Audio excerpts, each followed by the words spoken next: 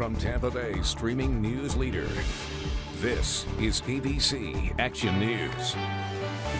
Hello, I'm James Tully. Greg D has a look at the chilly forecast on this, the first day of December. But first, here are your ABC Action News headlines. Florida schools will remain open next semester, but parents will still have a choice in how their student learns. Under an emergency order, schools can continue online, and they can do online learning as well.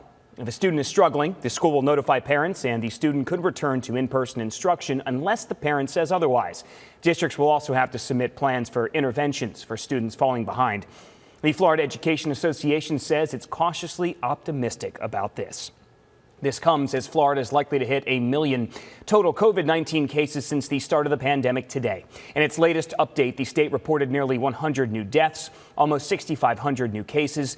The crucial percent positivity rate now at 8%, well above the recommendation of 5% or less for reopening. Polk County deputies expect charges to be upgraded soon against 4 teenagers accused of running over a woman with a van on purpose. The victim just passed away. Deputies still have not identified her. They say earlier this month, 18-year-old Elijah Stansel and 3 underage teens went to her Polk City home to settle an ongoing dispute with her son. We're told that mom took pictures of the other teens and their van, and that's when deputies say Stansel intentionally hit her.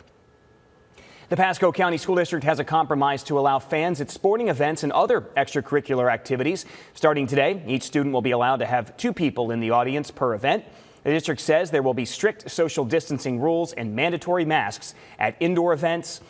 Outdoors, masks can be taken off once people find their seats. These rules also apply to activities like recitals and theater performances.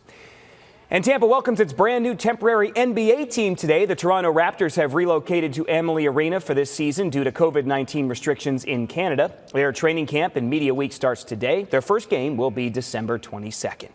Dictionary.com has named pandemic as the word of the year. COVID-19 made this an obvious choice. Let's turn things now over to Greg D for a look at your forecast. Hey there, James. Hello, everybody. And it's a chilly one, too. Our temperatures way down into the 40s early this morning, and they're not going to get much higher for the afternoon. We're looking at our temperatures likely only staying in the 50s for much of the afternoon. Now, a couple of towns could briefly hit 60 degrees, but that is going to be a rarity. And the other part that you will really notice about the weather today is the wind.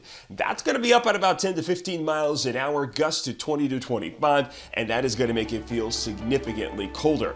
Coldest night since January coming up overnight. You'll look at your forecast in our app.